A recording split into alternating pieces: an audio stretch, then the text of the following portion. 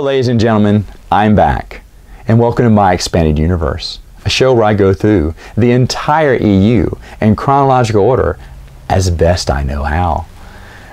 We are finally here, the final book in the Thrawn Trilogy, which used to be called the Empire Trilogy a long time ago, and then later on was coined Thrawn Trilogy. Little fun fact there.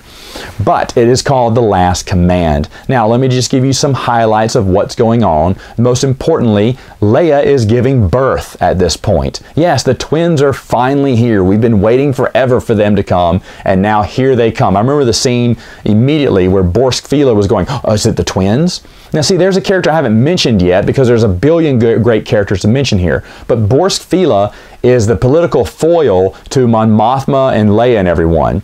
In fact, at first, he was on the bandwagon of accusing Admiral Akbar. Admiral Akbar was on trial for a crime, and Borsk Fila was, getting on to Admiral Akbar. He thought Admiral Akbar was guilty. When you read Borsk Fila, he's a great character, by the way. He's a great character. He is meant to be hated. And that's what you do. You absolutely hate Borsk Fila and everything. In this whole trilogy, Borsk Fila has been nothing but a pain in the side. Borsk Fila is conniving, he's sneaky, he's distrustful, he's slimy, he's a slimy politician. You don't trust him one bit. All he wants is what's good for him and for him to rise to power. That's what he wants. You don't want him to have it. That's a good character. In fact, in a way, I think it may be my most favorite character in the Thrawn Trilogy. Because when I read it, I hated Borsk Fila. I hated that character. I wanted him to die. I wanted him to die hard. Speaking of Die Hard 3. Okay, sorry, I went off a tangent there. But anyway, Borsk Fila was a great character because he was written to be hated. And hate, you gave him freely. Now, another great character I failed to mention, only because there's several of them here, but is Winter. Winter is Leia's childhood friend. She grew up on Alderaan as well. She has white hair and everything. She's a really ingenious character. She has some moments with Mara Jade. In fact, I think she's the one that figures out who Mara Jade really is, because Mara Jade reveals it to Winter, who then in turn hands the information over to Leia. So my apologies for not mentioning Winter earlier, but she is a fantastic character as well. Timothy Zahn, to his credit, I mean, there's a reason why people love this Thrawn Trilogy, because there are so many side characters besides the main characters that we find so interesting. Meanwhile, Bail Abyss has come around and he has teamed up with Mon Mothma. He has rejoined the New Republic. He's going to help them out. They really need that help, right, now that Thrawn controls the Katana fleet. And on the other end of it, the Luke and Mara are off in Wayland, where the Emperor's cloning facility is. And that's where Jor Sabath is. And they're going to go up against Jor Sabath. And so this is the final showdown there. Well, Sabath reveals that he has a Luke clone, and his name is L-U-U-K-E, so Luke. Now, how did they clone Luke Skywalker, you may ask? Well, remember his hand at Bespin that got chopped off? They went and looked for it. Yeah, that hand, they found the hand.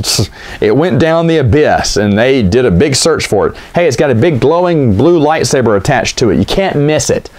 And so they get that so they can clone Luke Skywalker. Now, I'm just going to take a pause out. First off, I don't mind that there's a clone Luke Skywalker. I really hate that his name was Luke. I hated that.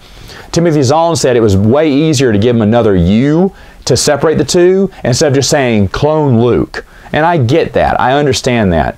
But here's the deal. When people make fun of Jedi Prince series about silly things, wouldn't you think a clone named Luke with 2 U's should be just right in step with the silliness that was in the Jedi Prince series?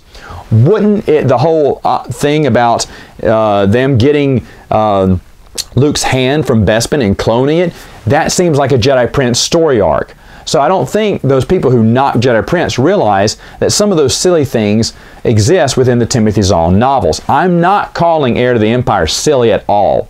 I accept that, they got that cloning thing. I accept the Luke with 2 U's. But I think we hold the Heir to the Empire trilogy, or the Thrawn trilogy I should say, and on such a high pedestal that is perfect. Nothing's wrong with it. No, there were silly stuff in it, and there is a few things that people were so harsh to judge other authors after Timothy Zahn's books that I said, you have forgotten what Timothy Zahn wrote. It wasn't bad. I actually did a video a long time ago on this. But Timothy Zahn's, the Thrawn Trilogy is great. You should read it. Definitely you should read it. It's a fantastic book. Oh, by the way, Luke and Mara went out. Luke defeats Jorah Sabath. Mara kills the clone Luke, which satisfies her internal programming from the Emperor to kill Luke Skywalker. Well, I did, but it was a clone. But anyway, now I can rest because that order that's been burned into my mind for years is now gone since I killed a Luke Skywalker, not the Luke Skywalker. And Luke gives Mara his old lightsaber from that old clone because it's the old blue lightsaber. He's like, here, I'm not going to use it. You can have it. Oh, how sweet. Luke's first gift to Mara. I can also understand why everyone wanted Luke and Mara to be together. I get that. That was the first romantic interest for Luke, and they just couldn't shake that. They just thought Luke and Mara would be forever. And yeah, later on, of course, they would. By the way, what happened to Thrawn? Well, remember the Noghri now serve the New Republic, but Thrawn didn't know that. So when he was caught unawares, the Noghri assassinated him in his chair. Those Noghri did perish. Pellaeon, to his credit, realized that even though it looked like they were winning the battle, this could be won, without Thrawn's genius in charge, things could go horribly awry and they could lose everyone. The Empire could get washed out, wiped away. He did not want that happening. So to his credit, and this is where he takes one step in the right direction and almost starts to become greater than Thrawn. Hear me out, okay? Because he's smart enough to know I can't be pompous. I can't be arrogant like a lot of the Empire is, that a lot of the other, admirals are. I need to be smart. And what's smart is saving what I can about the Empire. This is not the right time. Obviously, this fight could go the wrong way, especially without Thrawn. We need to retreat, regroup, and come back later on at another time. To his credit, that is a very smart choice. Now, later on, I think we would all come to respect Grand Admiral Pellaeon later on in his decisions, because he was very wise and in his own way, just kind of like Watson is kind of smart in his own way. So is Pellaeon. He's growing into his character. This is his actually first step to a new world in a way, to a new character, a new arc for him. But anyway, that's kind of how the series ends. It's fantastic. You should obviously read it. This is the thing that got me into the expanded universe. This is what made me a big expanded universe fan. I've told the story when this came out. The Heir to the Empire was the first book that I ever read. My dad's secretary bought it for me. She wanted to get me a Star Trek book, but she couldn't find a Star Trek book at the time. She found Heir to the Empire, gave me that. I shelved the book. I didn't want to read it because I love the movies. I don't care about books of Star Wars. One day when it was raining and we don't have the internet, this is before the internet was around, I decided I'd just read that book, read it from cover to cover, loved it, begged my mom to take me to the mall to see the second one. Second one was in hardback. I was not going to pay $22 for that hardback. I wanted to pay $5 for a paperback. So I waited excruciatingly for like 6 months or something until the paperback finally came out. Bought Approaching Storm, read it in like 3 days, and then just sat there and ached in agonized until Last Command finally came out the next year. I bought it immediately in hardback and went around and bought the other two novels in hardback as well. Spent $70. I was still a kid. I couldn't even drive back then. But I saved up my money from mowing lawns, and that was money well spent. I was not going to buy a paperback anymore. I wanted to buy hardbacks if that was possible. Now, my first paperback, I do have it. Don't have it with me. It's in my garage closet, but the spine is all busted up because I was bending it all. Well, when I saw that, I was like, man, I need to take better care of these because I want to read these again someday, and I want them falling apart on me. So, some of my paperbacks are here, but most of them are in my garage. You can see that the spines are actually in perfect condition or barely have a crease, because I made sure I pinched the spine to make sure it stayed in one piece. I was very careful with my books. I did not want anything to fall apart. And I was upset. I remember I bought a hardback one time that the pages were falling apart as I was reading. I was like, no! And I brought it to Walden Books. That's how old I am, Walden Books. And Walden Books like, oh yeah, we'll replace it for you, no problem. I was like, oh my God, thank you so much. Because I want these books to stay forever, because of course I love them so much. But Timothy Zahn is what started me on that path. And so the Heir to the Empire trilogy is his best.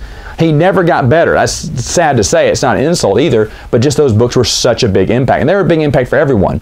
Even people who didn't read much of the EU, they probably read Timothy Zahn's Heir to the Empire trilogy. And to be honest, every EU fan should read these books. They should, because they're that good. They're that good. I don't know what you're waiting on if you haven't read them yet. They're really good. You should give them a try. They're number 3 in my top, 10 EU books ever. And like I said, I just have lots of good memories with them. And this is what started me on the path to reading all of this.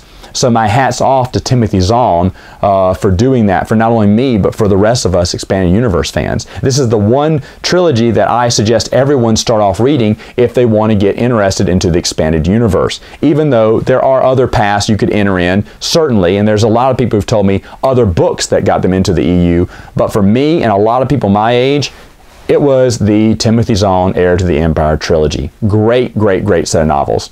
All right, folks, that was all the time I have for now. See you next time with another video. I gotta get out of this suit.